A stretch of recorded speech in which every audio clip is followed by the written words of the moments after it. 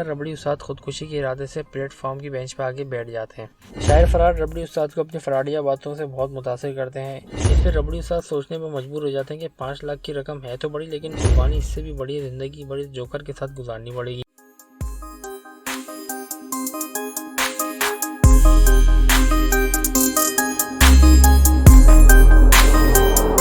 Guys, आप लोगों में से जिसने इस वीडियो का लास्ट पार्ट नहीं देखा तो उसका लिंक जो है मैं डिस्क्रिप्शन में डाल दूंगा और आई बटन में भी डाल दूंगा।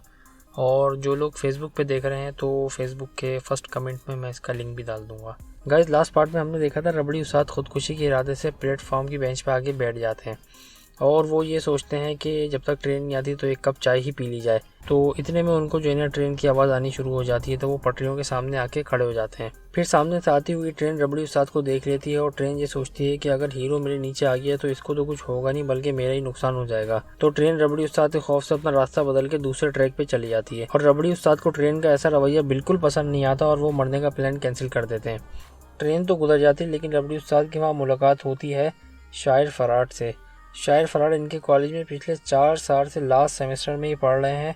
ना तो ये पास हो रहे हैं ना इनको कॉलेज वाले निकाल रहे हैं। शायर फरार रबड़ी उस्ताद को अपनी फराडिया बातों से बहुत मुतासिर करते हैं, जिस पे अपने रबड़ी उस्ताद भी लंबी लंबी छोड़ के इनको अपने लफ्ज़ों के जाल में फंसाकर बोतल में उतार देते हैं और यहाँ से इन दोनों की दोस्ती शुरू हो जाती है। आज एक बार फिर रबड़ी उस्ताद की गली में माल्टा साहब से मुलाकात हो जाती है। माल्टा साहब रबड़ी उस्ताद को कुछ बोलते तो नहीं है लेकिन उनको मुंह में लगता है गालियाँ दे रहे हैं। और फिर मैजिक भाई की हदीस से शादी हो जाती है और जिस दिन शादी होती है उसी दिन रबड़ी उस्ताद की बहन की भी शादी हो जाती है। फिर अगले दिन शायर फरार कॉलेज में लड़कों से सिगरेट मांग रहे होते हैं तो रबड़ी उस्ताद से ये देखा नहीं जाता, तो वो इनके लिए एक सिगरेट की पूरी डब्बी ले आते हैं लेकिन माचिस नहीं लाते। इसको बोलते हैं होशियार आदमी। लेकिन हमारे शायर फरार भी ना बहुत बड़े जुगाड़ी आदमी है। जिस तरह दुकानदार से 50 का सामान लो वो 1000 के खुले का जुगाड़ लगा लेते ना, इसी तरह उन्होंने हंसते खेलते माचिस का भी जुगाड़ लगा लिया। फिर कुछ दिन शायर फरार कॉलेज नहीं आते तो रबड़ी उस्ताद को टेंशन हो जाती है कहीं छुट्टे बाद अल्लाह में कोई प्यारा तो नहीं हो गया। तो वो इनके घर इनका हाल पूछने के लिए पहुंच जाते हैं।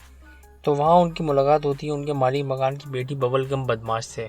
जैसे ही रबड़ी उस्ताद अपने दोस्त के घर में दाखिल होते हैं तो इनके ऊपर रबड़ की बॉल से अटैक हो जाता है, जिस पर रबड़ी उस्ताद ऐसे बैठ जाते हैं जैसे किसी ने इनके पत्थर से सर फाड़ दिया हो। और इनसे मिलिए ये हैं रबड़ी उस्ताद के दोस्त शायर फरार के मकान मालिक की बेटी बबलगम बदमाश। है तो ये लड़की लेकिन इसकी परवरिश लड़कों की तरह हुई है, इसीलिए ये खुद को बदमाश समझती है। मगर ये पहला बदमाश देखा है जो अपने घर में छोटे बच्चों के साथ पिट्टू गरम खेल रहा है। खैर इसी ने ही बॉल मारी थी तो सामने से अपने रबड़ी जानी आ गए तो इनके सर पे बॉल लग गई। अच्छा, रबड़ी उस्ताद है ना अब लड़की से बॉल खा के ऐसे जमीन पे गिर गए।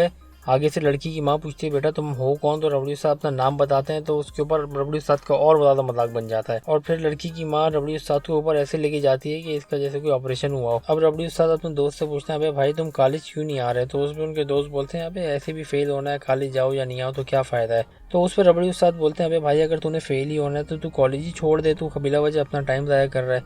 तो उस पर उसका दोस्त बोलता है अबे पागल हो गया, कॉलेज छोड़ दिया तो घर वाले अगले दिन काम पे लगा देंगे और मैं तो बस कॉलेज में बैठ के शायरी करना चाहता हूँ। अगले दिन रबड़ी उस्ताद फिर से घूम फिर कर अपने दोस्त के घर आ जाते हैं खैर खैरियत पूछने के लिए। तो फिर इनको नीचे मिल जाती है बबलगम बदमाश, लेकिन इस बार वो ज़रा टेंशन में नजर आ रही होती है। वो बोलती है कि मुझे देखने के लिए रिश्ते वाले आए हुए हैं, मैं इस हुलिये में उनके सामने कैसे जाऊँ। इसके घर वालों को कोई समझाओ कि भाई इसको दुल्हन बनाने से पहले इसको लड़की तो बना लो। आगे से रबड़ी उस्ताद से बोलते हैं कि अंदर जाके तू बोल दे कि तू मुझे पसंद करता है। हमारा रबड़ी उस्ताद ना देखने में पागल है लेकिन इतना भी नहीं है। वो आगे से उसको बोलता है कि तुम्हारे साथ अंदर जाने से अच्छा मैं तुम्हें लेके किसी नफ्सियाती डॉक्टर के पास चले जाऊँ। फिर रबड़ी अपने दोस्त से बोलते हैं यार मुझे इसकी बड़ी फिक्र हो रही है, इसको अपन किसी नफ्सियाती को दिखा देते हैं। इस पर इसका दोस्त बोलता है कि नफ्सियाती को दिखाने से अच्छा है तू इससे शादी कर ले। फिर रबड़ी उस्ताद की बहनोई को पुलिस पकड़ लेती है। रबड़ी उस्ताद अपने दोस्त के कमरे से निकलते ही हैं तो बबलगम बदमाश उसको फिर पकड़ लेती है। अब इसकी पूरी बदमाशी निकल चुकी है और रबड़ी को बोलती है कि देख मुझे रिश्ते वाले देखने के लिए आ रहे हैं, तो अगर तू रहेगा ना मुझे हिम्मत रहेगी और बचे हुए ना समोसे और चाय भी तुझे खिला दूंगी। तो रबड़ी उस्ताद को आपको पता ही है, वो तो आगे से बोलते हैं कि भाई समोसे और चाय नहीं मेरे नमक पारे भी हो जाएं तो मज़ा आ जाएगा। तो वो बोलती है बस तू शाम को आ जा मैं तेरे को रोल भी खिलवा दूंगी। तो उस पर रबड़ी उस्ताद बोलते हैं ठीक है चलो सही है मैं शाम को टाइम पे आ जाऊँगा। और शाम को रबड़ी उस्ताद साइको बदमाश के पास आने के बजाय अपने बहनोई की जमानत कराने के लिए थाने चले जाते हैं। और यहाँ बबलगम बदमाश जो रिश्ता देखने के लिए आए हुए थे उन लोग को खरी खरी सुना के घर से भगा देती है, जिस पे उसका बाप जो है ना उसको सीधा मुंह पे छेप देता है और उसकी माँ बोलती है कि भाई इसको किसी नफ्सियाती को दिखा देते हैं। उधर रबड़ी के बहनोई का एक क्रीम की वजह से ऐसा दिवालिया निकलता है कि उनका सारा कारोबार ही बंद हो जाता है। यार कोई अकल को हाथ मारो, जहाँ पाकिस्तान में लोग 10-10 क्रीमें मिला के लगा लेते हैं तो उनको कुछ नहीं होता और लगाना तो दूर की बात कुछ लोग तो खा भी जाते हैं। मुझे तो लगता है कौंसर साहब की बेगम जो है ना, वो इस दफ़ा गलती से उनको ने 1 नंबर क्रीम हाथ लग गई तो उनके जल्द को माफिक नहीं आई। 1 नंबर क्रीम ने उनका चेहरा जला दिया। उनको आदत है तेज़ाब से मुंह धोने की। खैर जो होना था वो हो गया, लेकिन रबड़ी उस्ताद की बहनोई इसके बाद माशी मुश्किलात में आ जाते हैं। अब अगले दिन रबड़ी उस्ताद जब अपने दोस्त के घर जाते हैं तो इसको बबलगम बदमाश पकड़ लेती है कि भाई तू कहाँ था शाम को, तू वादा कर गया था मैं आऊँगा और तू आया भी नहीं। इस पर रबड़ी उस्ताद बोलते हैं अबे तू तो है मेंटल केस, तेरे से कौन शादी करेगा, मैं शाम में आके अपना सारा टाइम तेरे साथ बर्बाद कर दूँ। और फिर अपने दोस्त के पास जाके बैठ जाते हैं। वहाँ उनके दोस्त शायर फराड उनको बताते हैं कि भाई लड़के वाले बहुत लालची थे। बबल गम बदमाश के बाप ने उनको 5 लाख तक की ऑफ़र कर दी, वो फिर भी नहीं माने। इस पे वो रबड़ी उस्ताद को बोलता है कि तुम शादी कर लो, वो साइको है और तुम मेंटल हो, ज़बरदस्त जोड़ी बनेगी और तुम्हें 5 लाख भी मिल जाएंगे जो तुम अपने बहनोई को दे सकते हो। इस पर रबड़ी उस्ताद सोचने में मजबूर हो जाते हैं कि 5 लाख की रकम है तो बड़ी, लेकिन कुर्बानी इससे भी बड़ी ज़िंदगी बड़े जोकर के साथ गुजारनी पड़ेगी। अब देखना यह है कि रबड़ी उस्ताद पैसों की लालच में शादी के लिए मान जाएंगे या बबल गम बदमाश के खौफ से इनकार कर देंगे। ये जानने के लिए देखिए स्टोरी का अगला पार्ट।